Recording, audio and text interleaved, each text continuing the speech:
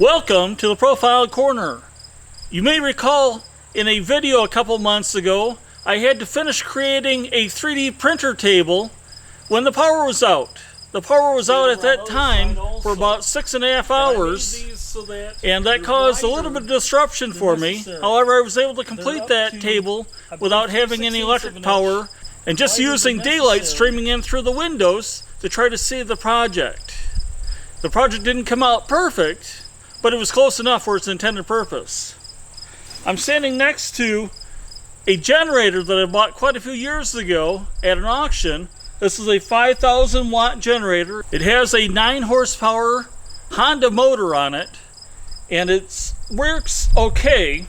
It's not perfect. I've only tried to use it once to power my house, and that didn't work out so well, unfortunately. And we'll talk about that in just a moment here. That's the reason why I did not use this during that recent power outage. Now, I could have used it to power single pieces of equipment. As a matter of fact, I've got a video clip that I just recorded of me trying to start this generator, running it for the first time in about 1.5 years. About 2 years ago, I had replaced the carburetor on this unit and also the gas line filter, and I was able to get it to finally run after not being able to run it for probably about 3 or 4 years. I've probably had this generator now for maybe 15 to 20 years, and I've only used it a couple times. So I'll show you those video clips now of me trying to get this thing started for the first time.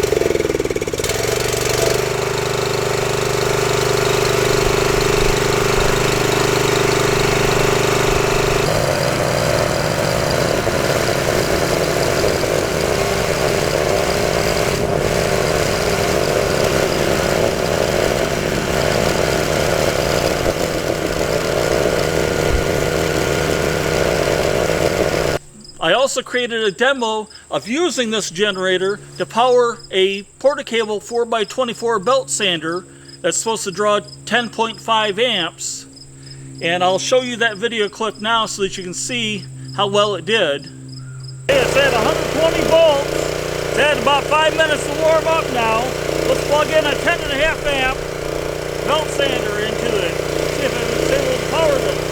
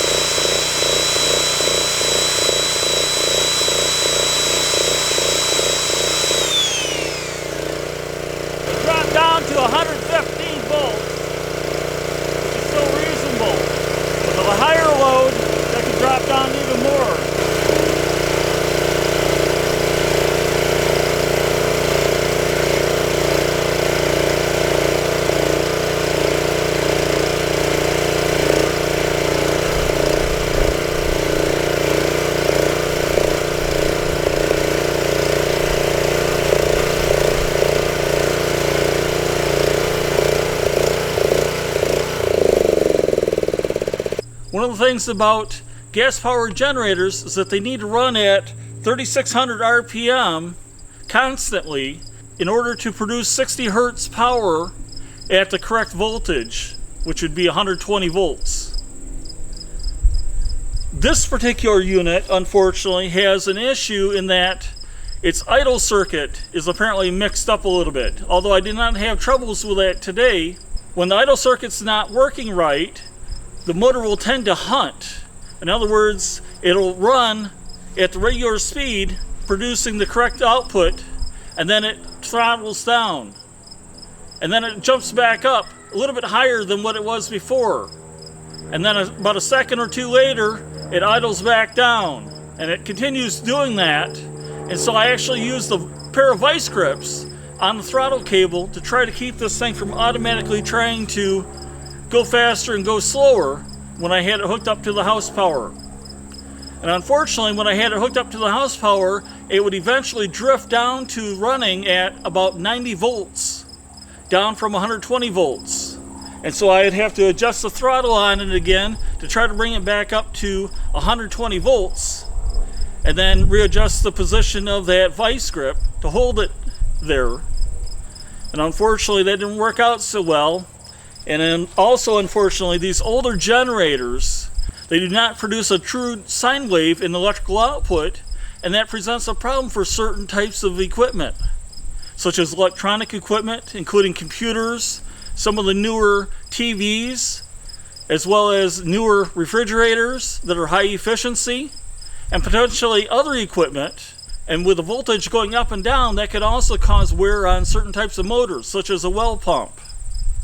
And so I'm rather unhappy that I'm getting that kind of behavior from this particular generator. There's other types of gas generators that are inverter run, and those are supposed to produce a true sine wave. At least the recently released models do that. According to the Generac website, there's some of the older models from 20 years ago that were inverter style generators that did not correctly produce a sine wave. Instead, you got a triangular shaped wave, or a square wave, or a squared off sine wave.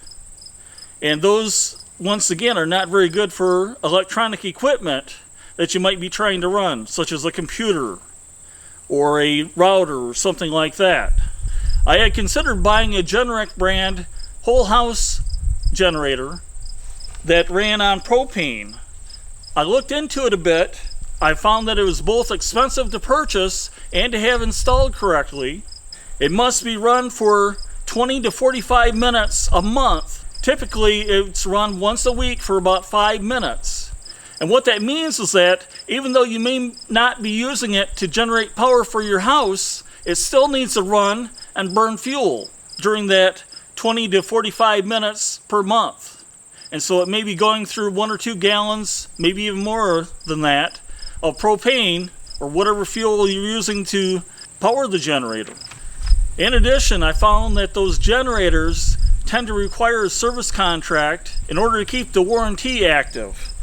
Some of the information that I found says that it could cost $400 or more a year for that maintenance contract, and the maintenance contract would probably involve doing a little bit of a tune-up on the engine to make sure that it's in functional order, and also to change the filter and the oil in the unit.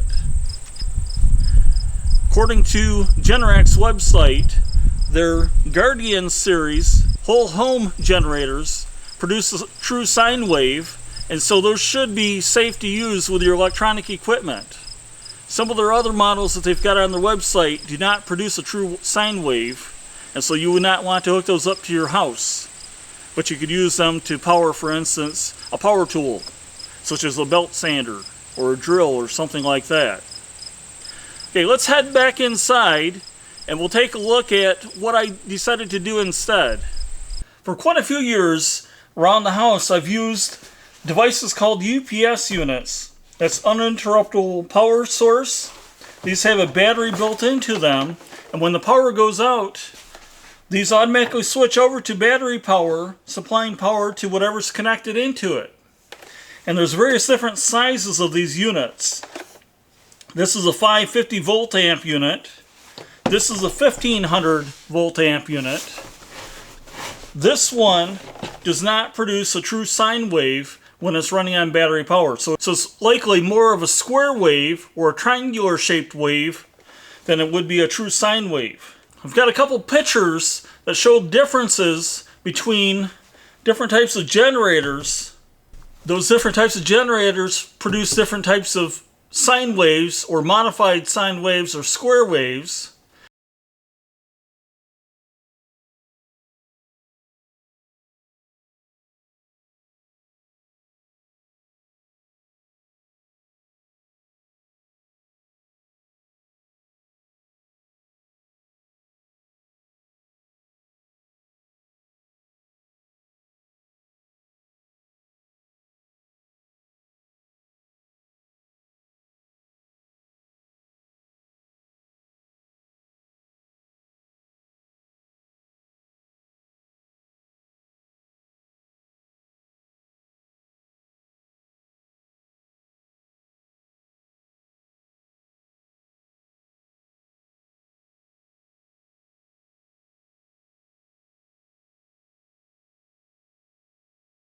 This once again is a 550 volt amp battery backup unit, and this one has actually failed.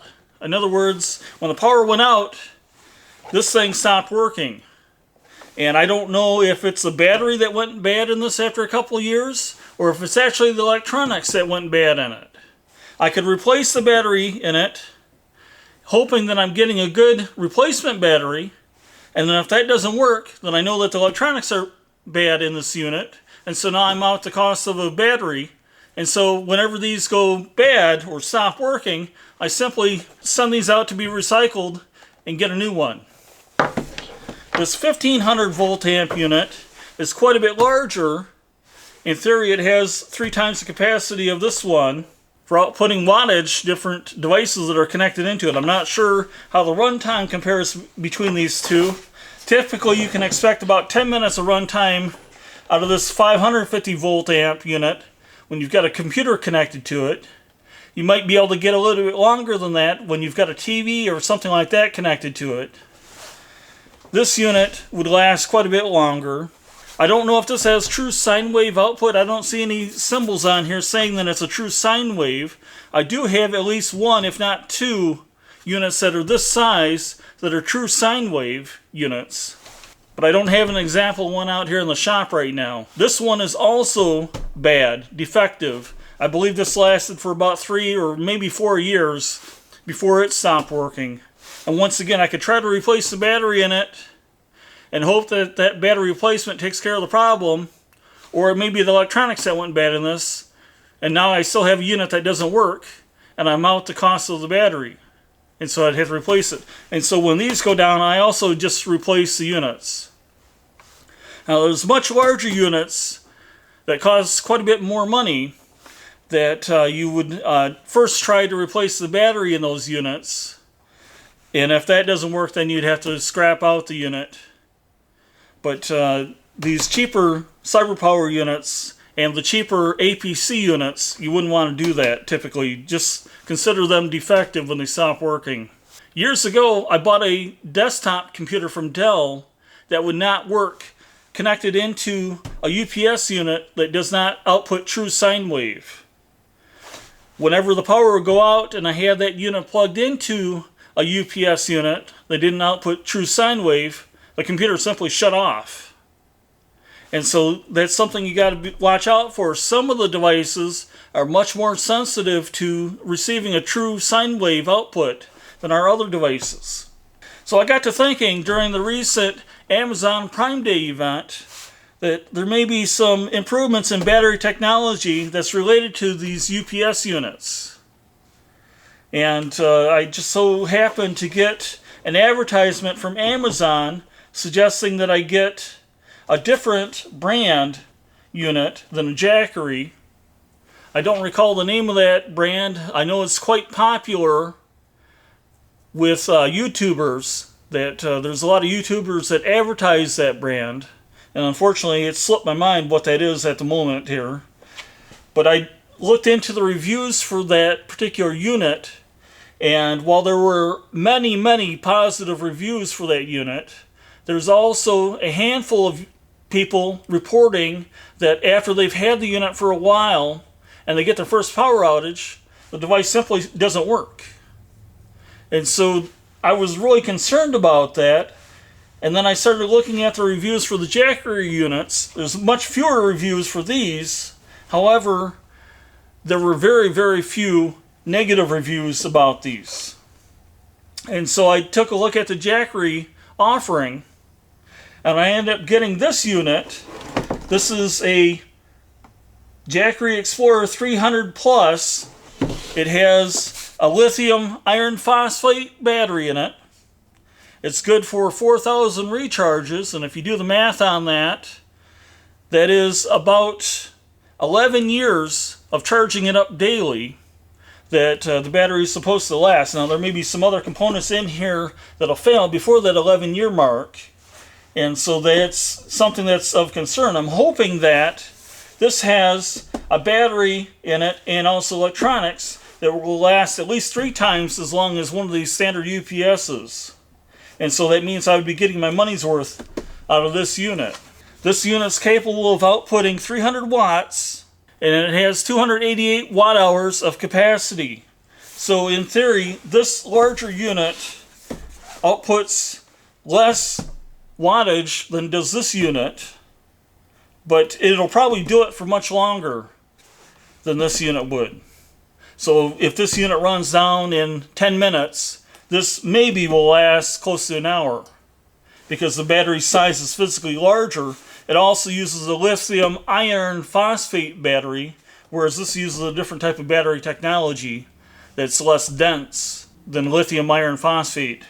And it's my understanding that lithium iron phosphate is a much more stable battery technology than the older lithium iron batteries would be.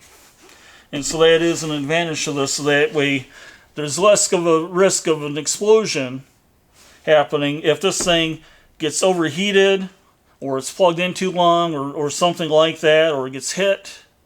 It's less likely to explode than would a lithium iron battery be. This unit may be recharged using solar panels that you can buy from Jackery and plug in.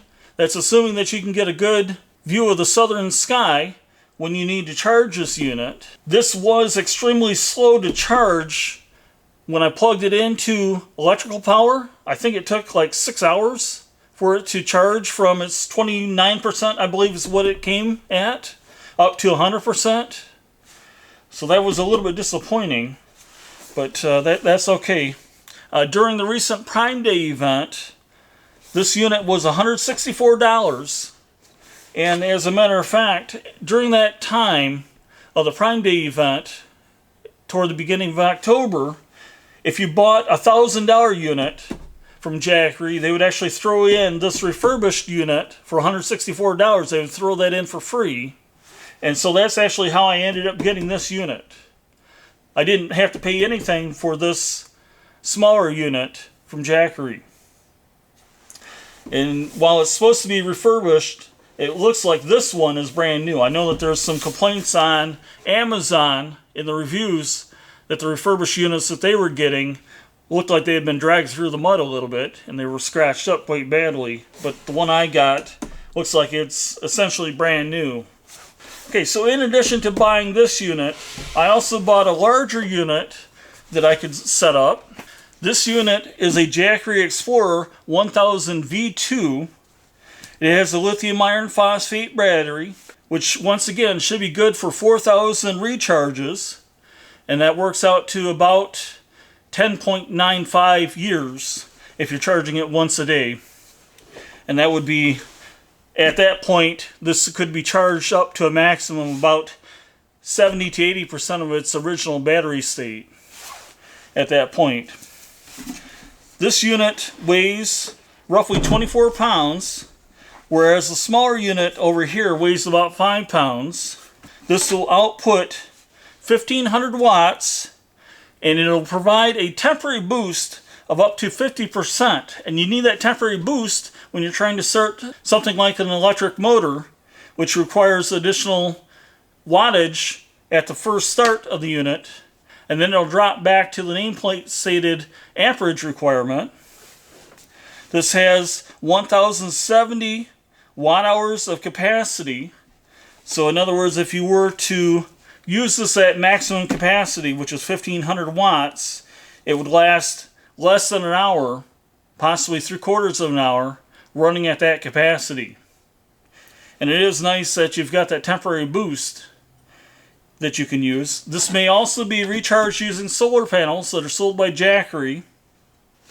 I didn't bother to buy those solar panels because I'm concerned that when the power goes out, more than likely you won't have much sunshine outside. And as a matter of fact, the weather could be severe at that time. And so I didn't figure that that would be a worthwhile investment, at least for not right now. This unit is supposed to be able to run a refrigerator for up to 1 day, which could be handy, especially if you've got a longer power outage. This may be switched over to act like a UPS, a battery backup unit, just like I had shown earlier. Those CyberPower units were UPS units. It'll switch over in something like 20 milliseconds, if I'm recalling correctly from the documentation. I have not tested that function out yet to see whether or not it actually works. And I actually thought about setting up one of these with a computer connected into it and see how well it works for a UPS. During the recent Prime Day event, this was $349, and that's without the solar panels. Since that time, the price has gone up quite a bit, although checking on the prices of the Jackery units, it seems like they've got a different sale every other week. And so sometimes if you go out to the Jackery website, you get a better deal than what you get on Amazon, and other times you can find a better deal on Amazon. So you've got to look around a little bit if you're looking for the best deal on these units. This comes with a 3-year warranty that you can extend to 5 years, apparently by registering the product with Jackery. In addition to these 2 units, I also bought a third larger unit. I'll go grab that now. This is a Jackery Home Power 3000 unit. Once again, it comes with a lithium iron phosphate battery, which is good for 4,000 recharges. And if you recharge it once a day, that works out to almost 11 years. It has 3,600 watts of output power, and it'll temporarily boost up to 7,200 watts to allow you to start electric motors and other high demand devices that drop back down to the nameplate amperage once they've started. This may be used with solar panels to charge it. When I was buying this unit, the unit with the solar panels would have been $500 more, and so I decided not to get that unit. I bought the unit without the solar panels. This will supposedly run a refrigerator for up to 2 days. It weighs about 60 pounds, so it's quite a bit heavier than the other units that are here. You're still able to move this around. At least most people would be able to move it around. It may be used as a UPS. It was $999 during the recent Amazon Prime Day event. Shortly after the Prime Day event, it went up by $100, and then it seems like it went up about $1,000 after that. And so you really got to watch the prices to see when you're going to get the best deal on this unit. Whether you're going to get the best deal buying through the Amazon site or through the Jackery site.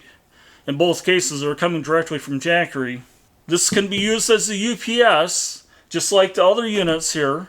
I have not tested it out yet, and I didn't see really how to get it into UPS mode. I'll have to go back and read the directions. I didn't see any buttons on the front panel to get it into UPS mode. It has a 30 amp, 120 volt output. When I saw the large jack that's on the front here, which is right here, I thought that that was a 240 volt output.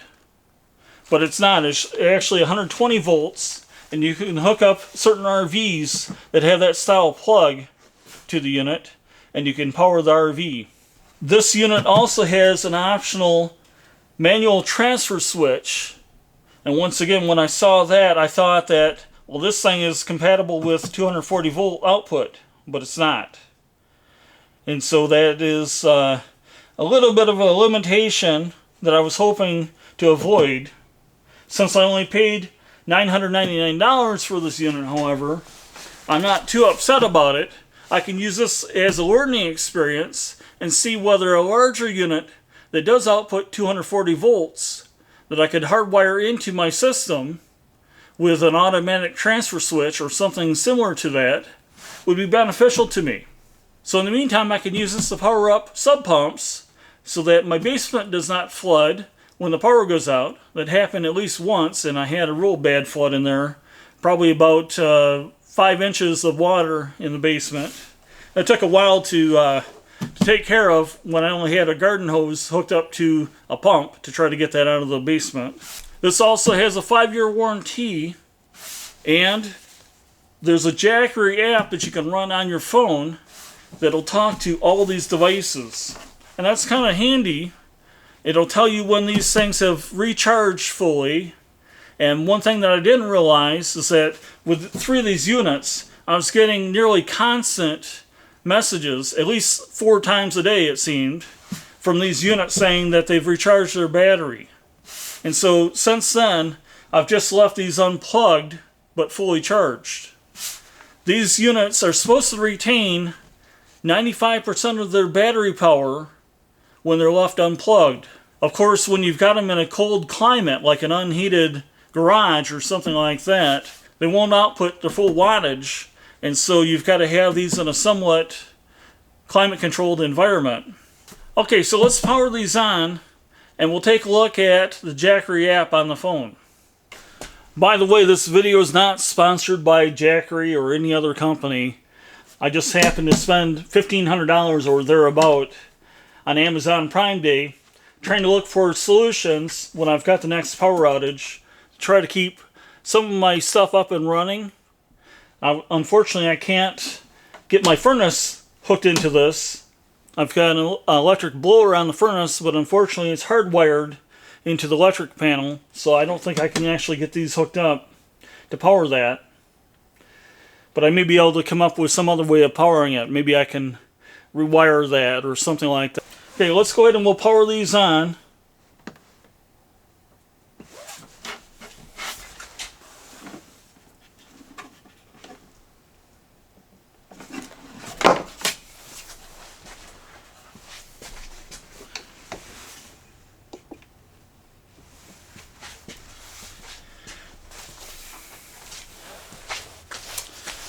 Okay, they all came on. They're all at 100% battery output.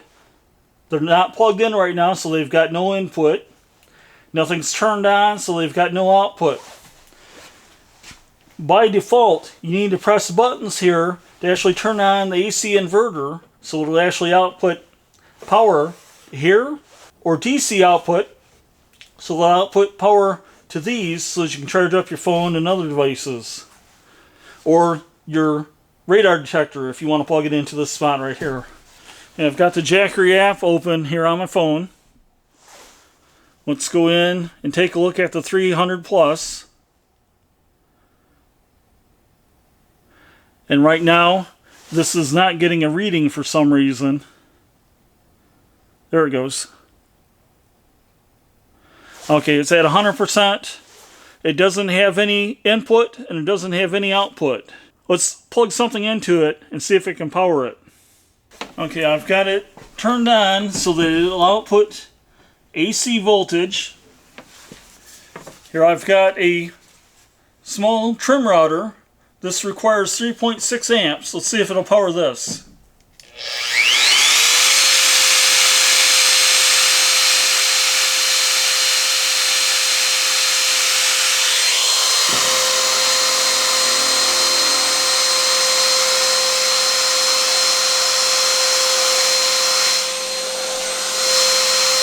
This says that it's using 260 watts right now.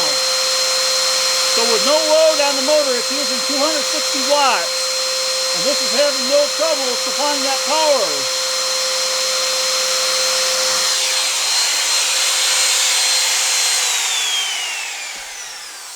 Now we're down to 99% of battery life left.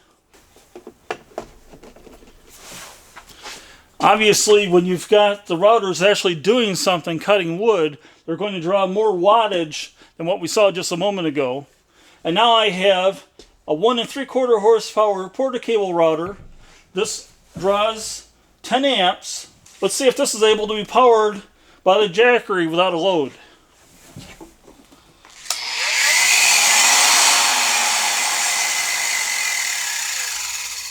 Okay, it did start up. However, it overloaded the jackery due to the power that's required at startup. And so now this is no longer outputting. I need to turn off AC output and turn it back on. And now we're at 99%. Okay, so this little unit here would not work to power up much of your woodworking equipment. Let's try the larger jackery here. This is the 1000. I've got to turn on the AC output. I'm going to turn off AC output over here. Okay, turn on AC output. And let's see if that will power this 10 amp porta-cable router.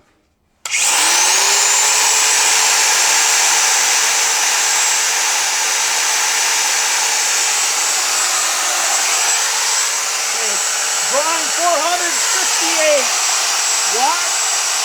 This says it'll run it for 2.2 hours.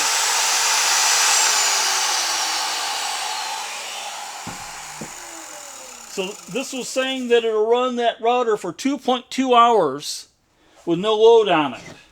Obviously, you'd have to put a load on it to actually use the router. So you'd put a router bit into it and then actually have it cutting wood, and it would probably draw more wattage than that.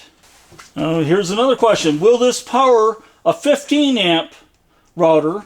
Let's give this a shot and see if it'll power up this Bosch 1619 EVS router.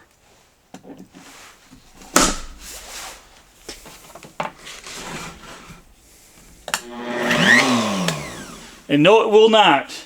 It started up the motor, and then it died immediately because we overloaded this.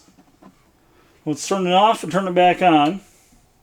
Okay, we've got a porta-cable 4x24 belt sander that's supposed to draw 10.5 amps. Let's see if it'll power it.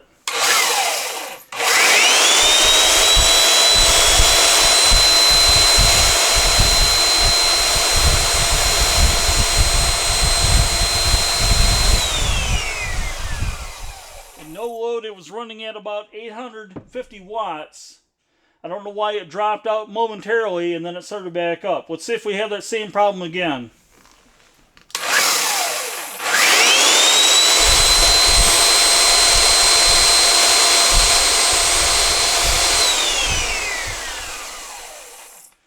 So 850 watts, it says it would run it for about an hour and 3/4.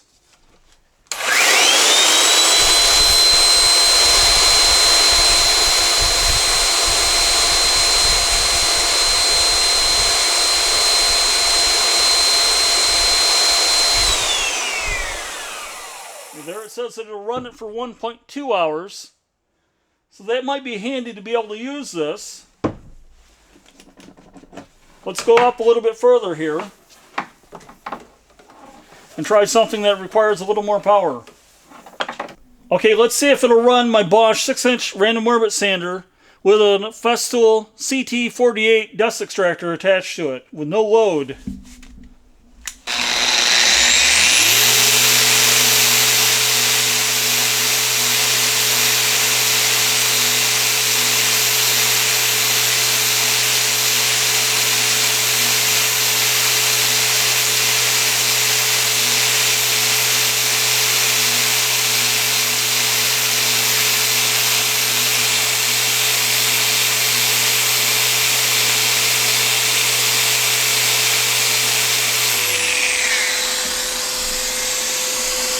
So that was 1150 watts, and this said it would run it for about 0.9 hours. So that's not too bad without a load on the sander. Let's put a little bit of a load on the sander now. I've got a board here. Let's try to sand it and see what happens.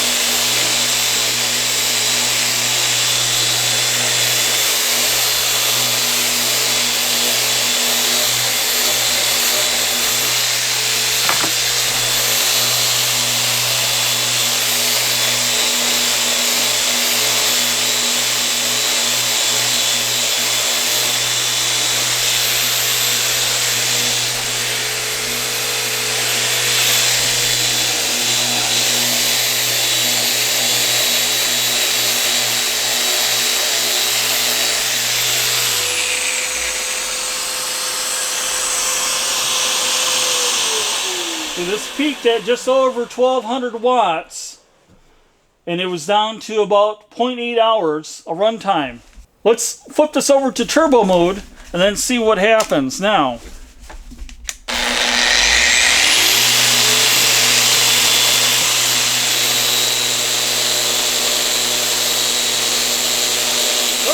Watts.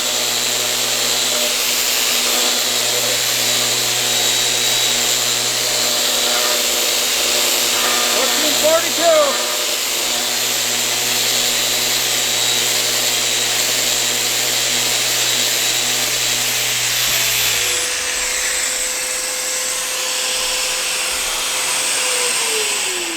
Okay, it survived that test. I'm kind of surprised that it did survive it, because the last time I tried that, it only lasted 23 seconds or thereabout without this being in turbo mode.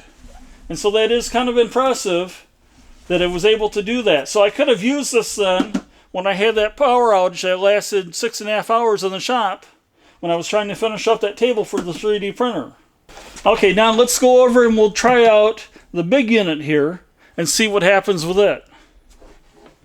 Power's turned on, but I've got to hit the power button again to get the display to come on, because it automatically turns off after 2 minutes. I'll turn on the AC output, and now I've got it plugged in. Let's see what happens if I put this into turbo mode and then try to do some sanding here.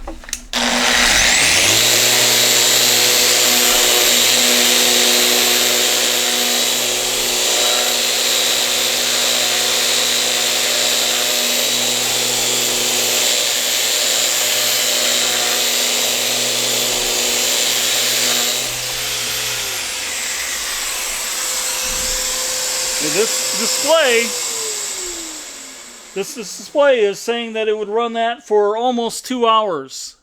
And that's pretty impressive. Now what happens if we plug in the 15 amp plunge router and the sander at the same time? Will it be able to run both? Let's give it a shot and see what happens here.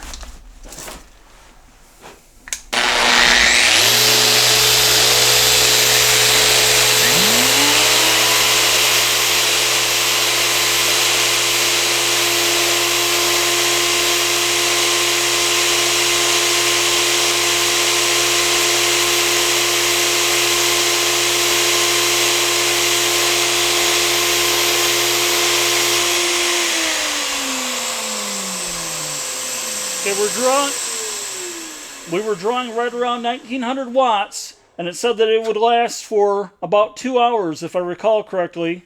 I'll have to replay the video and see for certain.